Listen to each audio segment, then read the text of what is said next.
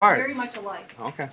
It's the title at the top. Good afternoon, everyone. Yes, Here at City Hall, and those of you who are viewing at home. This is the regular meeting of the City of Muskegon Planning Commission, and we will begin with. Oh, excuse me. I'd like to explain that we do business a little bit different than a lot of committees. Everything we do mostly is in the form of a public hearing. And a public hearing is we have sent out notices to everybody in a certain area of concern for the proposal that's being suggested here. And that gives people an opportunity to speak to us about the issue. So in the process of a public hearing, I'll announce the public hearing. Staff will give an explanation. City planning commissioners will have the opportunity to ask questions of staff. Then the person who has made the request may come to the podium, give their name and address, and speak to the issue. Commissioners will then have an opportunity to ask questions of that individual. Once that is completed, I open it up to the public. Anyone in the audience that wishes to speak, please raise your hand and I will recognize you. You must come to the podium and give your name and your address. If you have a concern about giving your address, you can give your address on a piece of paper to the clerk over there because it's needed for the minutes. Okay? We begin with roll call.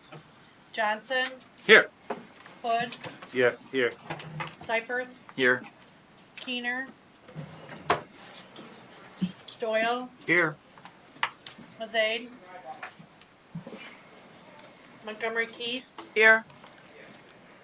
Spataro, Here. Mahalski. Here. Okay, approval of minutes of the regular meeting of January 12th. Move to approve the minutes as presented. Support. Been moved and supported. Any discussion? All those in favor of approving the minutes signify by saying aye. Aye. Opposed, the same. Passes. Next we go to elections. I thought we had elections in January. We did. Am I being deposed?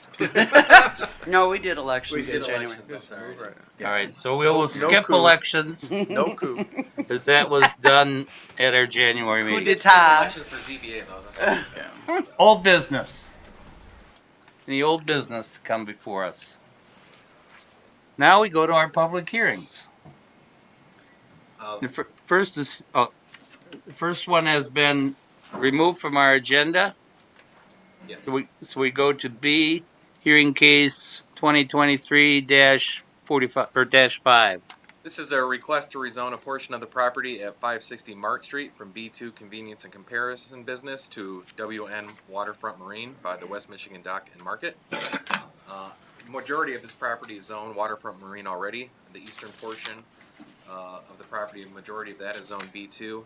You will see a small section at about 2 acres south of Terrace Street is actually zoned our form-based code. They are not asking to rezone that.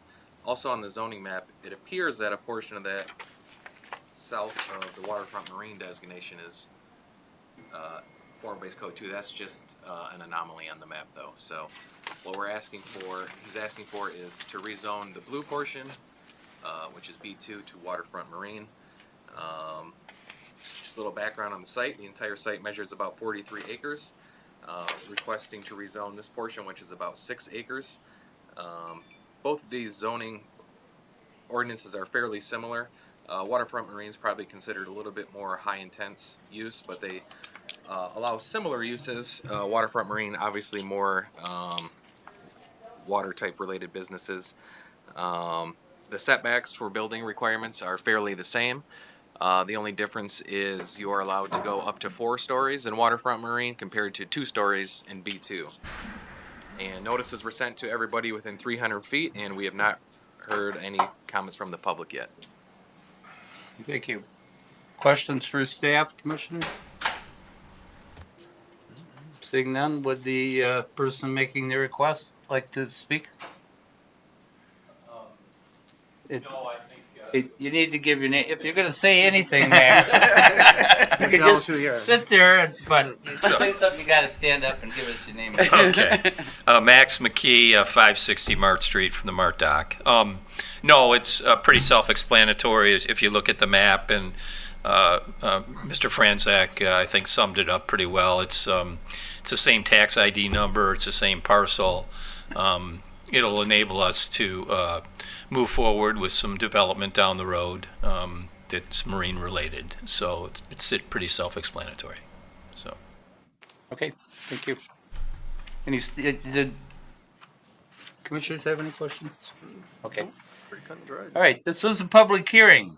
Is there anyone in the audience that wishes to speak to this issue? Seeing nobody here, is there anybody at home? Do we have anybody on the phone line? No, we do not.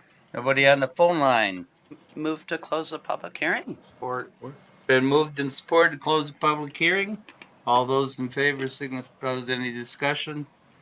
All those in favor signify by saying aye. Aye. All those opposed, the same. Motion passes. You're set, Mr. McKee.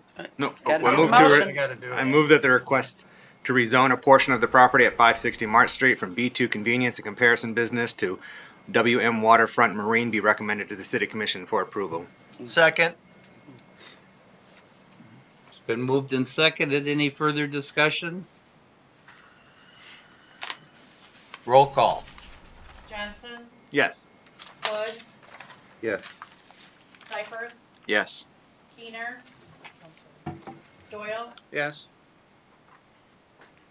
Montgomery Keast, Yes. Spataro, Yes. Mahalski. Yes. Motion passes. Okay, There you go. now, the motion passed. Now, it just referred it to the city commission, Mr. McKee, so you have to go to the city commission for final approval on this issue. But seeing no opposition here, it should be fairly safe. Okay. Now, hearing case 2023-406. This is a request to rezone the property at 1163 Terrace Street from R3 Residence to B2 Convenience and Comparison Business by Ryan Burns. The church is currently zoned R3, which is single-family high-density residential, but has historically been used as a church, which has been vacant for the past few years. Property measures just under an acre, and the existing building measures about 8,500 square feet. Applicant is seeking to reutilize the building for commercial catering business out of the existing kitchen in the basement, offices, and a rental hall, which are all very similar uses to that of a church. The B2 district allows for these types of uses, while it also limits more of the heavy types of uses that would conflict with residential uses. I did update the packet from when it initially went out. There are about 65 parking spaces on site, not 100. I accidentally counted the parking lot to the north there, which is on the aerial. You can see it's striped. That's actually owned by another entity. But there is quite a large amount of parking on site, and there is parking on all sides of the streets that front this property. And again, we noticed everybody within 300 feet of the property and did not hear any public comments. Is this an old Greek Orthodox church? Do you know? I'm not sure what Pretty sure. designation it was. A couple different ones, but I don't think it was a Greek Orthodox one. That's what I've seen. They had one right in that area. There's a lot of them right around there. Yeah. Any other questions? Well, Mrs. just, Darrow? yeah, this seems reasonable to me. There is an active church on the other side of the street on the same block, so, you know, and the thing of it is, that whole neighborhood, if you take a walk around, people are putting serious money into the houses, and this is a gorgeous building that's going to be lost without somebody using it for a productive purpose. And I would rather see this than to lose the building and have a big hole in what is a neighborhood that's really going through a serious revitalization right now. So this seems like a good use to me. Agree. Yes. And I did get an email from the CRC Church on the north end, and they're supportive of it as well. They're the ones that own the parking, that small parking area. And just as long as it was known that that was their parking, which I think you understood that. And we met with the applicants the other day, and the commercial kitchen aspect would actually pair very well with what we have at the farmers market as a spot for people to grow into. And that is a needed service in the community. So I think this is a good use of that as well. Any other questions? Would the person making the request like to come and say anything? You guys wanna ask me some questions again? We'll find out. So Ryan Burns, 1163 Terrace. So, yeah, I have a similar project in Grand Rapids. We have nonprofits working out of our catering kitchen. We built a very large kitchen in order to do that. And it's just nice to see. There's a lot of good programs that go through it, and I hope to see the same thing here. So, yeah. Yes. Thank you. Just a question, does this property include the old rectory, or is that a separate property now? On the back of it, There is a house, I always assume was the Oh. rectory immediately adjacent to it on the south. the two houses, I know he sold one, and then the other one's the original owner, I believe. Okay. So I don't have. So we you don't just have, own the church just the structure church. itself? Yep. Okay. Yeah, and So I that's agree. what's included in the project? Yeah, the front and the back, and the addition on the back of it too. So Okay. yeah, but I agree. It's a beautiful church. The windows are still there. I want to save those, and it's going to look amazing. So. Yes. Have you had any discussions with any potential clients? Yeah, that's kind of a lot of the push to do this. I've had a lot of people approach me saying, we need something on the lakeshore. The farmers market's full, and there's not very many options for us. And so I think I'm excited to get some people in there, see what comes out of it. So. I'd like to comment that I've seen projects like this in several cities, and I've seen documentaries on TV regarding them and how successful they are Yeah. in helping, especially low income individuals and minorities to fulfill their dream of being entrepreneurs. Absolutely. There's going to be one big space, and then they'll all have their own separate, smaller prep spaces, so they don't have to go in and rent a whole kitchen that has the hoods and all the equipment, because that's the most expensive part. So now they can have a timeshare in it, and it really helps out a lot, because, it's a tough business. So, all food service businesses, it's a grind. So, yeah. Okay. Any other questions? Thank you, sir. Yeah, thank you. All right, thank you. Okay. Is there anybody in the audience that wishes to speak? You got a supporter out there that wants to speak? My partner. Is there anybody in our home audience that would like to comment on this? I have no one on the phone. Okay, we have no one in the audience and no one on the phone. I move we close the public hearing? Support? Been moved to close the public hearing. All those in favor signify by saying aye. Aye. Opposed, the same. All right, what's your pleasure, commissioners? Joe? I move that the request to rezone the property at 1163 Terrace Street from R3 Residential to B2 Convenience and Comparison Business be recommended to the City Commission for approval. Support? Been moved and supported. Is there any further discussion? Roll call, please. Hood, Yes. Seifert, Yes. Keener, I'm sorry, Doyle, Yes. Montgomery Keast, Yes. Spataro, Yes. Johnson, Yes. Mahalski, Yes. motion passes. Okay. Good luck. Okay, we move on to hearing case 2023-07. This is a staff-initiated request to amend the form-based code section of the zoning ordinance to allow carriage houses with only a one-story minimum requirement and only a 20-foot depth requirement. So basically, we allow carriage houses in our form-based code urban residential zoning districts, and that's like what they used to refer to as the mother-in-law home in the back. Right now we allow those, but they have to be above a garage or they have to be 2 stories.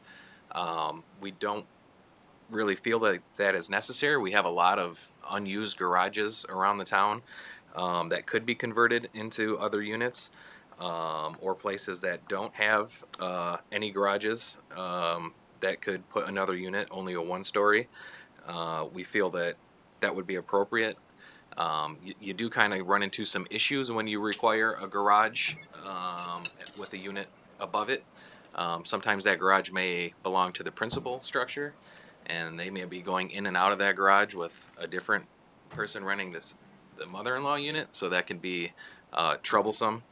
And also the requirement that the carriage house has to be 30 foot deep. We think that's a little excessive, especially since we have recently amended the zoning ordinance to only require ADUs to be 375 square foot.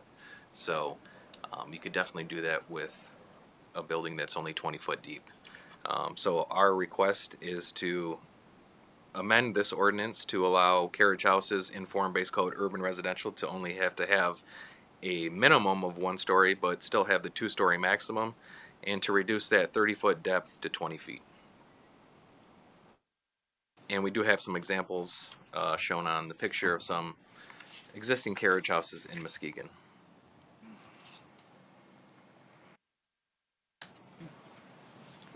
Questions? Yes, Commissioner. Just one issue, because there is a lot similar to this, and I'm well aware of it because it confuses the post office, and I'm constantly getting their mail.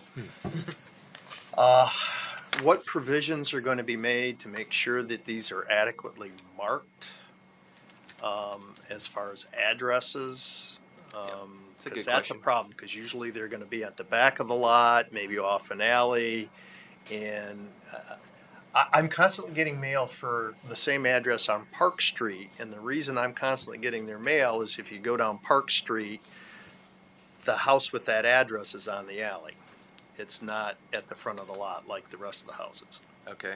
Well, the good thing now is that planning is responsible for assigning addresses, so that's in our department, and it used to kind of be all over the place, switch departments, and now we're handling it. I guess I would envision, we're not going to be creating a separate parcel, but we leave enough space in between addresses to squeeze in another number. So if your number was 700 and your neighbor's is 710, it might be 706 in the back. Okay. Or you could do the unit A and B. Because it's those little things that, get to be a little bit of a nuisance, because it gets my steps in, because I got to walk 2 blocks over to get. Well, it's probably really annoying to the mailman, because how would he know there's a house in the back? Right. Yeah. Yeah, it's interesting. It's an interesting layout, so. Any other discussion? I'd like to state that I'm adamantly opposed to this. I think it has some dangerous repercussions in the fact that any rental landlord can now have an extra unit on their property. I can see the fact that the west side of our city is becoming a Airbnb neighborhood. Well, now all those houses probably have garages, so now they can have 2 Airbnbs on the same piece of property. If I'm really just adamantly opposed to this, and I live in a neighborhood that has carriage houses, but they're all 2-story.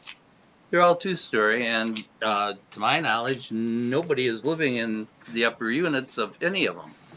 But I just see this exploding in a very, very bad direction, and so I'm going to be voting against it. Any other discussion? Okay. Well, I think clarification needs to be made because it was just asserted that you could have a garage and a carriage house on the same property. But is my understanding from the packet that you can only have one detached accessory, and so Yes. it'd either be a garage or a carriage house. You couldn't Right. have both. If you have a house and you have a detached garage, you can't have a separate carriage house. you're only allowed one accessory structure. An accessory dwelling unit is considered that, and so is a detached garage. So you can't have both. Okay. And then this change is only for the form-based code, so it's not across the entirety of our city. Right. So certain areas zoned urban residential, you are allowed to have a carriage house, and that's not going to change. We're simply requesting to only require them to have one story instead of two. Okay.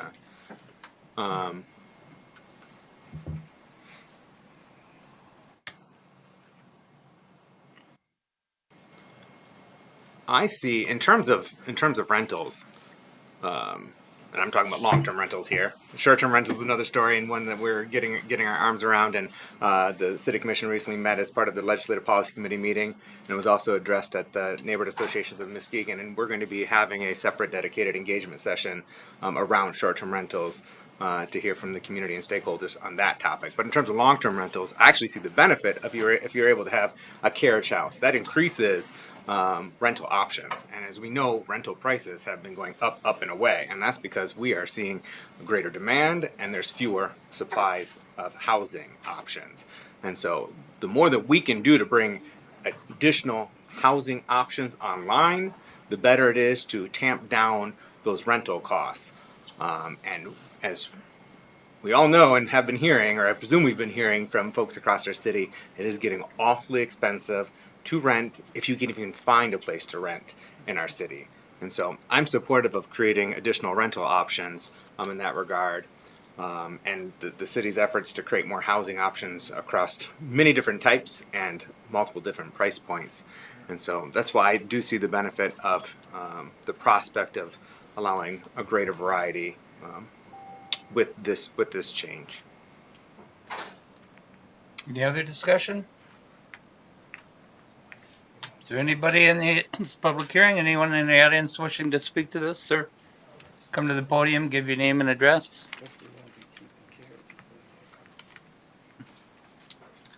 Bede Herenowich, and I own a property, 1878 Lakeshore Drive, that would directly be affected by this. I'm a realtor and a real estate investor in the area, so your comments are accurate. And Ken, I also agree with some of your comments. I have a property that is zoned B2, which means it is for business use, and I currently bought it. It is a house, and I completely rehabbed it very nice. It's on Lakeshore Drive, and yes, it will be used as a short-term rental, and also 3 to 6 month rentals for like a lot of traveling nurses that come into the area. Right now, what many people don't know is with increased rental prices, as you've discussed, short-term rental housing is up 72% in the last 3 years, and rental prices in general for long-term rents are up 40% in the last 3 years. This creates an issue for people that want to rent in nicer areas, okay? Because now if you want to go rent in nicer areas, they're going to have beautiful houses near Lakeshore Drive area that for a 3 or 6 month term or a 12-month term are very, very expensive, and nurses that are traveling nurses coming into the area cannot afford to pay those prices. They work out into higher crime areas, and they don't like it, and that's also why the hospitals are seeing a lot of turnover, and these traveling nurses, none of them stay. So what I would like to do is turn my garage, which is a 2-story garage, into a rental unit. And my wife has ties to the nursing area, and I want to provide housing for them, whether it's 3 months, 6 months, year terms, whatever it may be.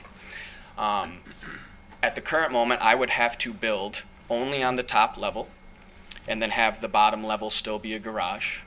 That obviously as an investment for myself would not make sense. Okay, putting the time, money, and effort just into an upper unit that is very small. But if I could use the bottom unit for a living area, it's 420 square feet where I am, so it will qualify for everything with this movement.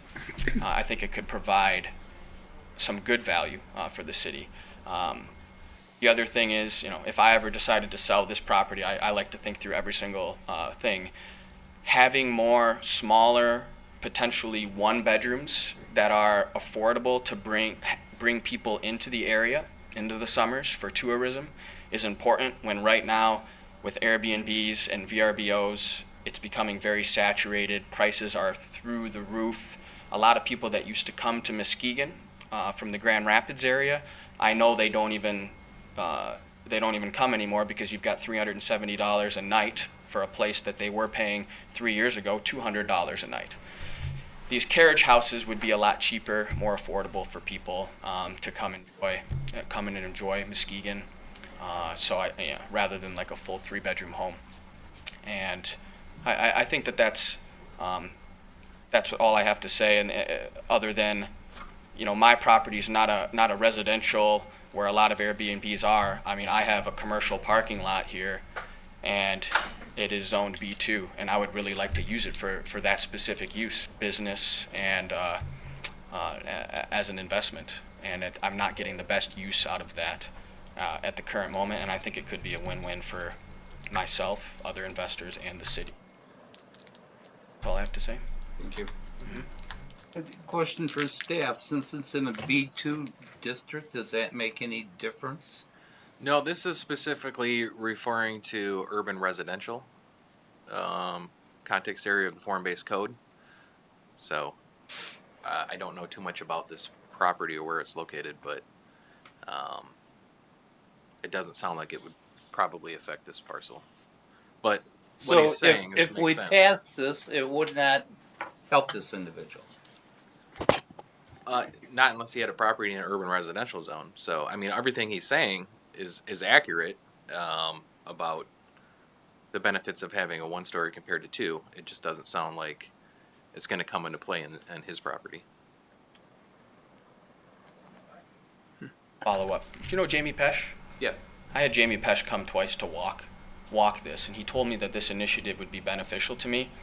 I know that my property it's zoned B2 when I purchased it, but it's in a specific zone where there's about 10 houses that are zoned, I believe, B2, but something has happened recently, and I'm not the best with this stuff. What's the address? 1878 Lakeshore Drive. You are very close. You're very close to the form-based code for our lakeside. Right. Which, if that was to expand, then that would definitely help you. And then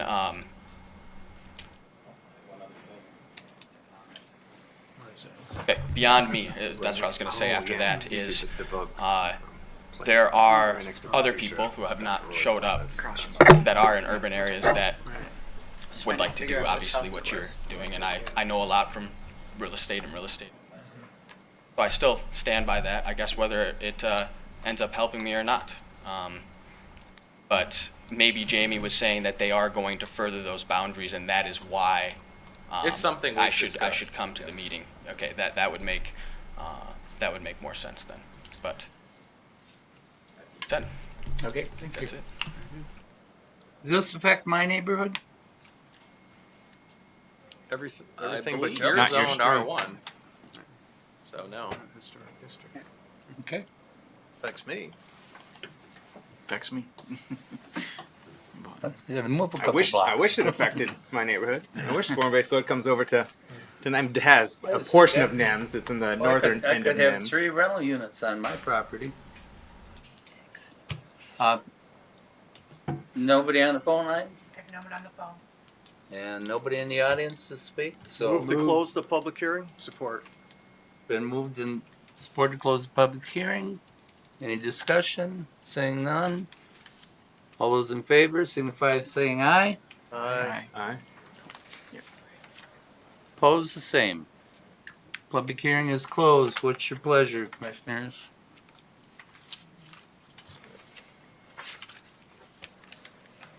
I move that the request to amend the form-based code section of the zoning ordinance to allow carriage houses with only a 1-story minimum requirement and only a 20-foot depth requirement be recommended to the City Commission for approval. Support. It's been moved and supported. Is there any discussion? Yes. Thank you, Mr. Yeah. Chair. I just wanted to additionally add that kind of in the same vein as the gentleman who spoke to us, although it sounds like his property it would be purely commercial in nature in terms of rental. But this does give the prospect of someone to own their home and then add on a carriage house, an accessory dwelling unit to rent, or to convert a garage that's no longer needed into an ADU that could be rented, helping them to then defray their costs for not only maintenance of the property in general, but also the mortgage on their primary residence, which is another benefit as we're seeing property values and the cost to buy houses increasing substantially. If you have the opportunity to buy a house and have a rental on site, similar to a duplex, but living in one and renting out the other, that helps defray your costs overall and make not only homeownership more achievable, but then creating the opportunity for that multi-generational wealth as well to pass on to your descendants. And so I see benefit in that. And then just, like I said, creating the opportunity for more housing options in our city. I think it's going to be very enlightening. The housing needs study that was recently completed, and that's going to be published and made available to our community and brought to the City Commission for review in the near future as well, shows that we have a demand for 3,000 more housing units needing to come online within the next 5 years. 5 years, I believe, in the city of Muskegon.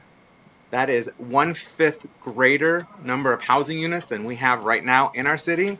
And so we need to be acting proactively on bringing about more housing options in our city. Otherwise, the prices are just going to keep on going up, up, and away, and there certainly will be displacement in our city of our current residents. So thank you. Anybody else want to comment? Well, then I'm going to make one more comment. That's nothing that I heard here today changes my mind. We're going to tiny houses. Now we're going to be turning garages into rental units. What's next? Are we going to set up campers in your backyard so you can rent your camper out when you're not using it? I think we're heading in the wrong direction on this. Okay. Roll call. Johnson, Yes. Hood, He's not here. He stepped out. oh, okay. Seifert, Yes. Doyle, Yes. Montgomery Keast, Yes. Spataro, Yes. Mahalski. No. Motion passes. Next, we go to hearing case 2023-08.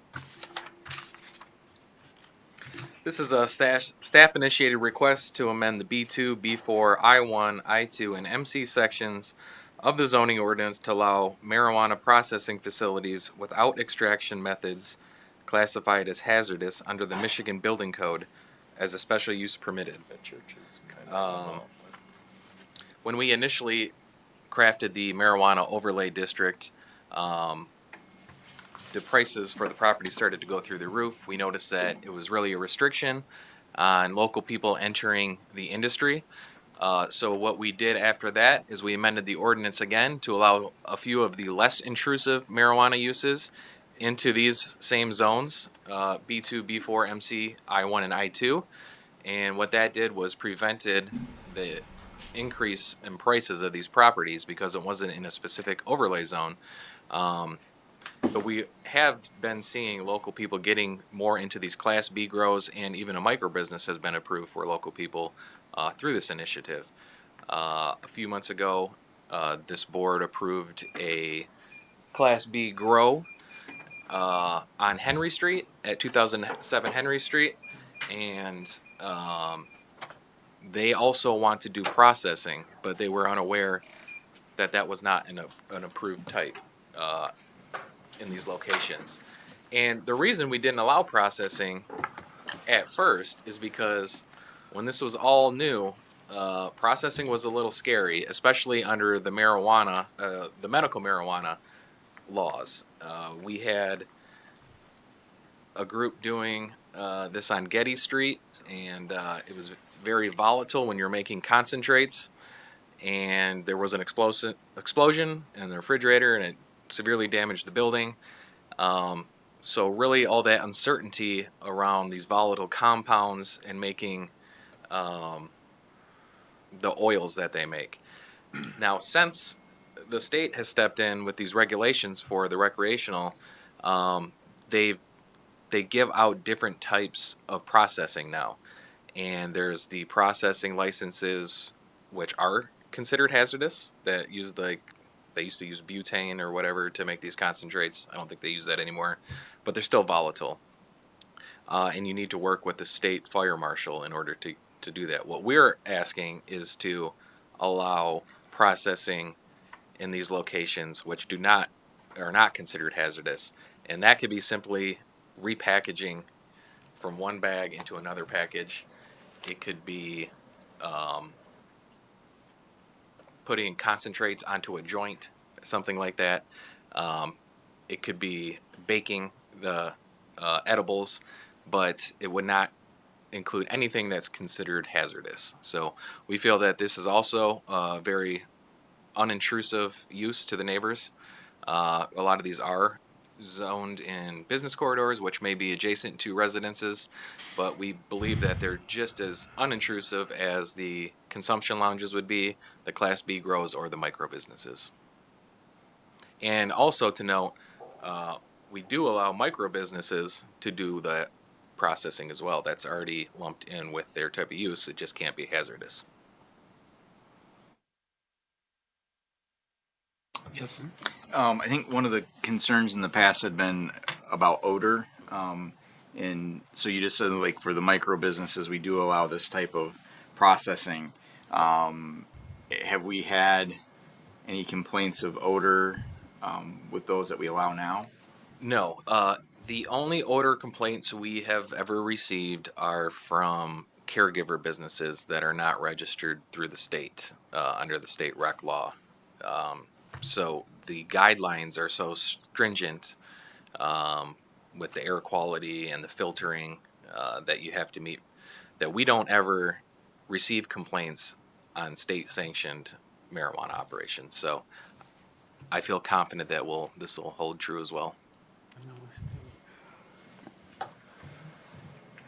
So just to be clear, all of our ordinances do not allow the hazardous methods of processing? No, actually, under the overlay district, you can see on the map everywhere where we have our overlay districts, the main one being off of Laketon, that you actually could do that as long as you met all the requirements. Through the state. But that's in a good area, pretty much hidden for most residential uses. From what I understand, most places, I can't guarantee none, but most places don't use those volatile chemicals anymore. Most of the marijuana processing is done with water. Now, they used to be butane. Yes. And that's when they had the big scare about vaping and that. And since then, most what I've read is it's gone to water-based processing and then eliminating that butane. So, I mean, that's got nothing to do with this, but it's something that may come up in the future. Well, I think it goes in hand. It's becoming a lot more safe for them to make their products. Yeah. And there's a lot more avenues for them to do that without going the hazardous route. Exactly. Okay. You have anybody who wants to, where are we at? We want to speak on this? Have anybody here that wants to speak on this? Anybody in our home audience that wants to speak about this? No one on the phone. Move to close the public hearing. Support. It's been moved and supported to close public hearing. Any discussion? Seeing none, roll call, or no? All those in favor of closing the public hearing signify by saying aye. Aye. Opposed? All right. Passes. Now, anybody want to make a motion on this?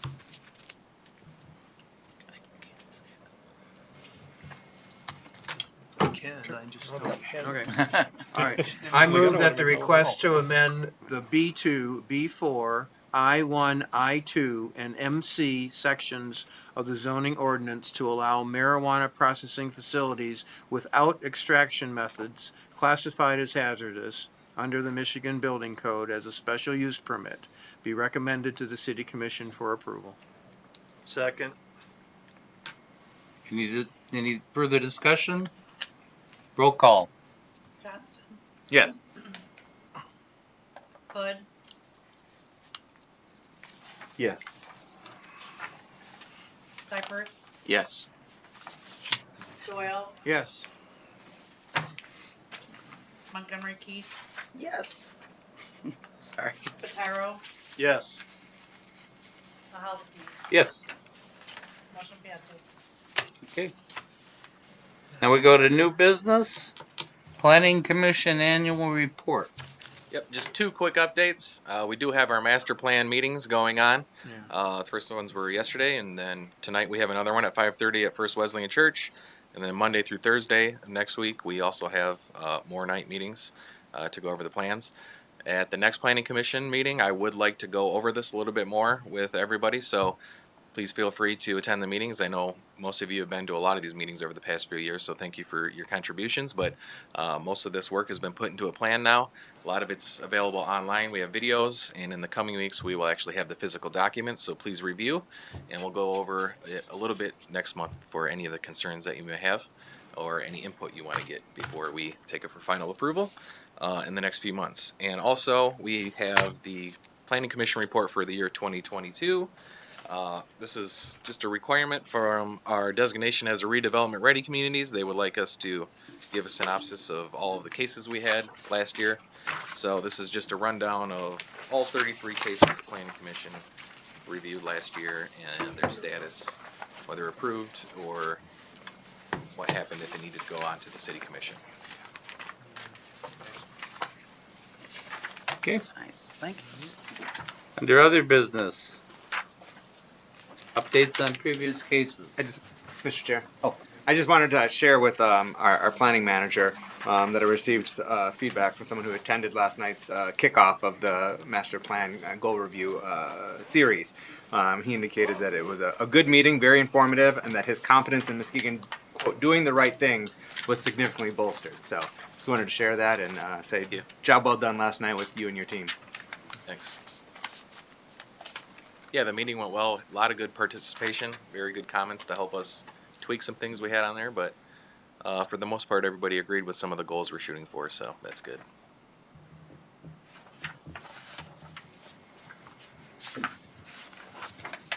At the last city commission, did you deal with the issues on Hartshorn Village that weren't resolved? The plan unit developments, the amendments to the plan unit developments for Hartshorn and Adelaide Point were both approved. Okay. Yeah. Right.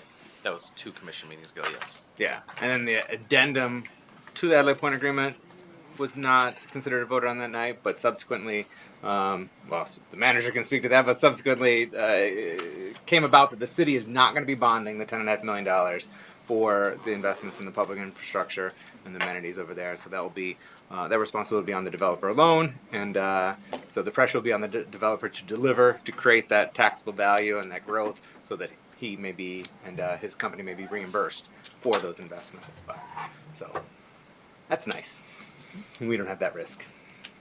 Should note that's how the majority of developments are done, where the developer is the one who puts forward the risk or the money Yes. and then recaptures it through the TIF. It's our preferred approach. It's our preferred approach. Any other business to come before this? I have one thing I want to bring up under other business. It is planning related, since it would be if you could go back to the map you just had up, actually. This has to do with the Sanford Street, the Sanford Street reconstruction. The concern I had was that they're talking about 3 years without a sidewalk on the west side, and that is a major pedestrian corridor for the kids going to the high school. That's a real safety issue. That's not good. I know that is the preferred corridor for a bike trail, But then again, last night at the Nelson Neighborhood Improvement Association meeting, our community officer reminds us, please don't go by the high school when they're picking up and dropping off because you have hundreds of kids at the corner of Southern and Sanford. And I seem to remember sitting through public hearings where people were worried about a dozen or so boats being a major impediment to the use of the bike path. And yet somehow hundreds of kids twice a day. I guess I'm curious. We had looked at extending the bike path. It currently goes from Laketon, parallels Messler, where there's no private driveways at all, and only you've got Park, Forest.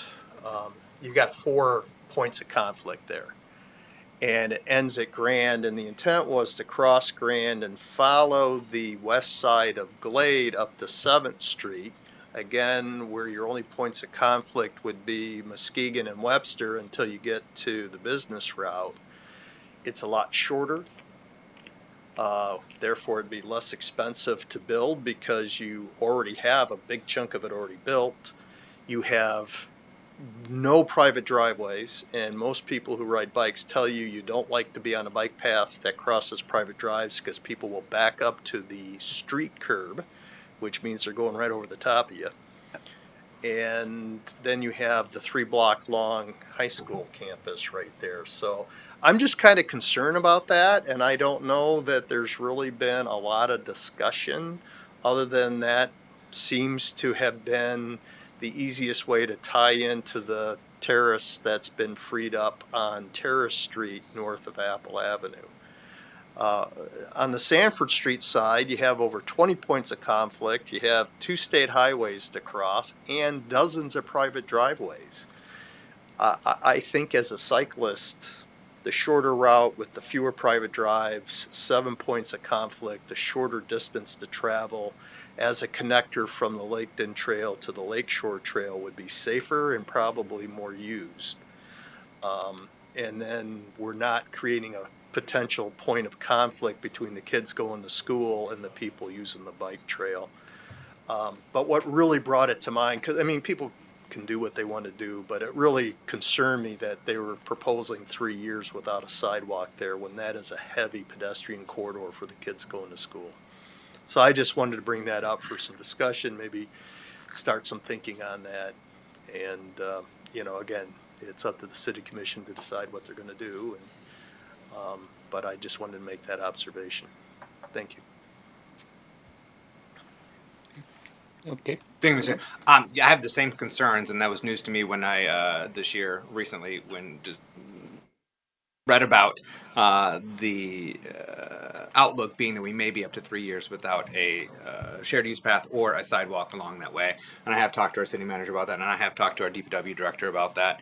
Last I've heard, Director Van Hyde is exploring options for us to, because of funding being unavailable to do the shared use path there, we're exploring options for interim solutions, including potentially putting down asphalt just in the meantime, because I agree personally, I'm only one of 7 on the city commission, but I expect that options will be brought forward to the city commission for us to discuss, how we're going to move forward with an interim solution and at what cost. But I personally can find it equally unacceptable to leave that without a sidewalk or path of any kind for up to 3 years in that heavily pedestrian trafficked area.